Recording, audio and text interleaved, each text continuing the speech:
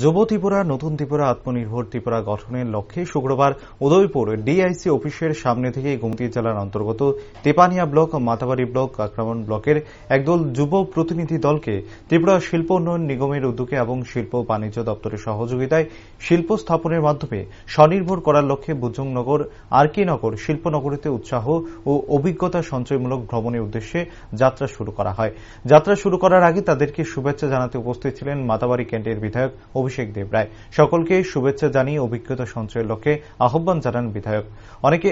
অন্যদিকে সংবাদ মাধ্যমের মুখোমুখি হয়ে বিধায়ক বলেন, পূর্ণ বিশ্বাস এই প্রতিনিধি দল এই শিল্প নিগমের ভ্রমণের মাধ্যমে নিজেরও স্বনির্ভর হয়ে উঠবেন। তিনি আরো বলেন, পূর্বেকার আমলের সরকারের দ্বারা 96% ঋণ যারা নিয়েছিলেন তারা শিল্প গড়ে তুলতে পারেননি। বিগত দিনে টিআইডিসির মাধ্যমে কিছু বিশেষ সুবিধাভোগীদের সুবিধা পাইয়ে দেওয়ার জন্য ঋণ দেওয়া হতো এবং জায়গা জমির সবকিছু দেওয়া হতো।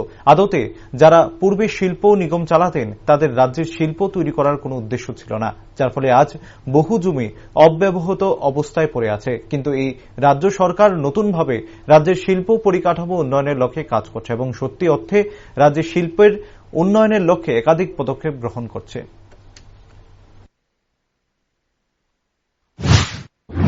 তরফ থেকে 96% যারা লোনি ছিলেন তারা কোনো শিল্প করেননি। তো আমরা যখন দেখি টিআইডিসিটা বিগত দিনে যেভাবে চলেছে, এটা কোনো স্পেশাল ব্যক্তিদের কয়েকজন 4-5 জন 10 জন তাদের রিএম্বার্সমেন্টের জন্য এটা চলেছে। শিল্প বেড়ে ওঠার যে পরিকল্পনাগুলো সেটা কোনোটাই নেওয়া হয়নি।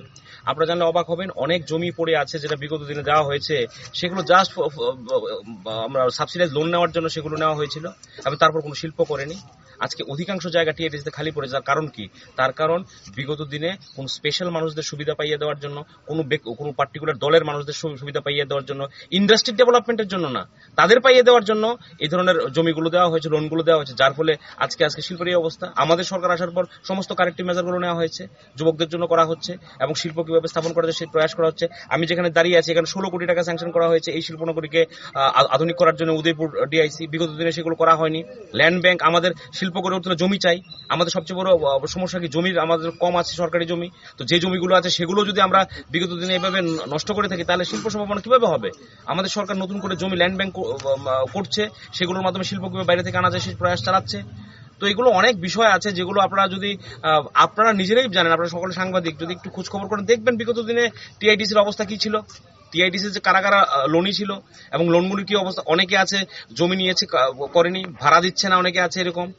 আমাদের সরকার, আমাদের টিআইডিসি চেয়ারম্যান অক্লান্ত পরিশ্রম করছে কিভাবে